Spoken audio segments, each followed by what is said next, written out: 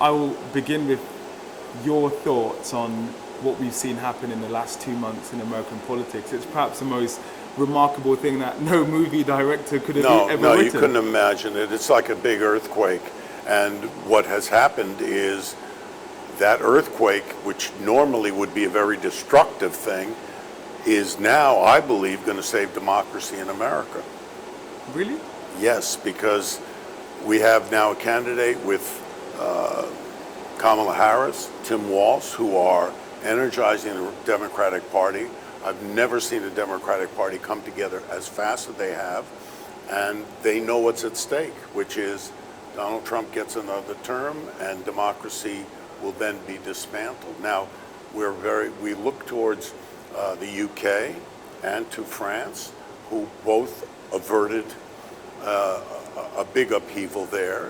In the UK, they were able to put a coalition together, and the Labour Party was able to, get their act together. And in France, they beat back a fascist wave that was happening there, and it's been happening in America, and it's been happening for a long time. And finally, it got a mouthpiece in Donald Trump, and we've never seen anything like this in my lifetime. I've never seen democracy hanging by a thread. But I believe now, because of Kamala Harris, because of Tim Walz, we're going to win, and we're going to beat this back. And the 250-year now experiment in self-rule will continue. Are you afraid of Donald Trump? I'm afraid of what he represents and the forces that are behind him, which is this white Christian nationalism and this authoritarianism that he seems to be fine to embrace. I don't think he has any real ideology. I don't think he cares about anything, only cares about himself, and it's all about self-aggrandizement and self-enrichment. But if there's a group of people, like there is with this Christian nationalist movement, that's willing to back him, he'll say fine. And they've been around for a long, long time trying to wrest the politics of America away from a liberal democracy. Key supporters, Rob, will say that Donald Trump is someone who is different. He is unconventional, he's unorthodox, and therefore he is the perfect person who they believe should be in the White House. He understands real people. No. Why do you think he resonates in No, such a way? he's a criminal. He's a criminal. The people who are supporting him and the movement that is supporting him see him as a vessel to being able to get to what they want. I don't think if you take a lot of people aside and say, do you really like Donald Trump, or do you like what he stands for? They'd say no. Any, right-thinking Republican would say that. And many of them are already starting to speak out against him. But there is a certain movement that, like I say, has been around for a long, long time in America.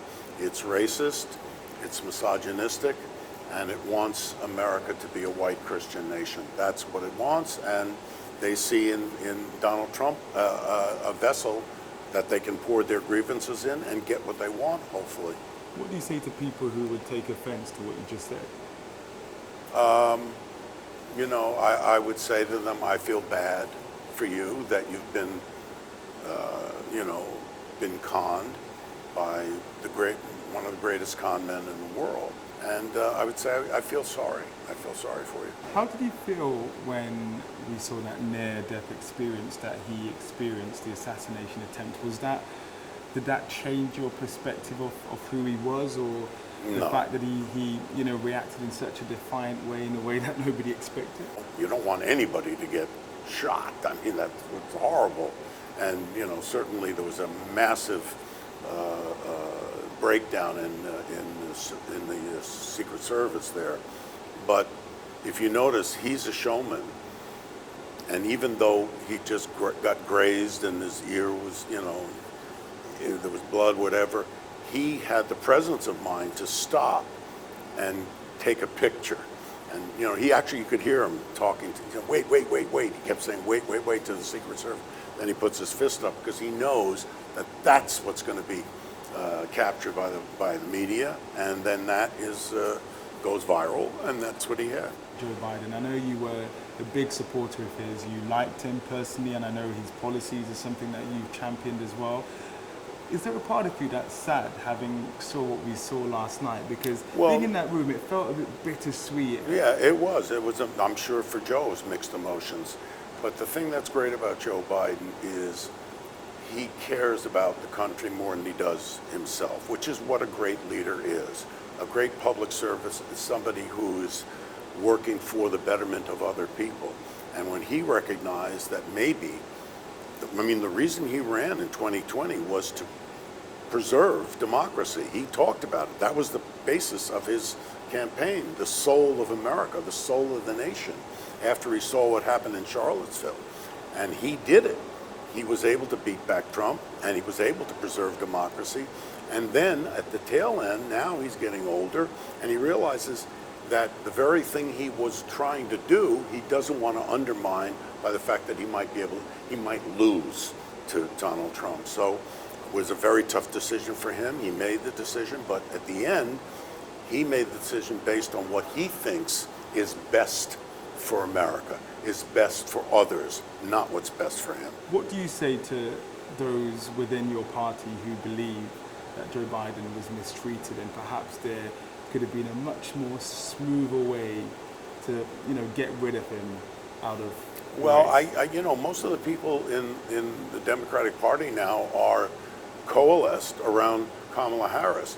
There was a lot of discussion as to whether or not she was being anointed or she was being given, but she fought for it just like anybody else. There were, people saw her and they were questioned initially before Joe Biden stepped down. Could she win? Could she be the one to win? Well, it looks like she can. She's, first of all, great on the stump. She's charismatic. She's a happy warrior. And the first decision she made was to pick a guy who will add to the ticket. They always say, do no harm. Don't pick somebody that's going to hurt it. This guy, Tim Walz, is unbelievable.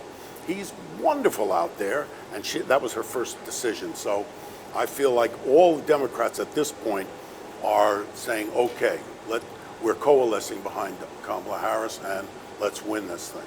And just finally, you've obviously done some great work over the years. How do you see this all ending?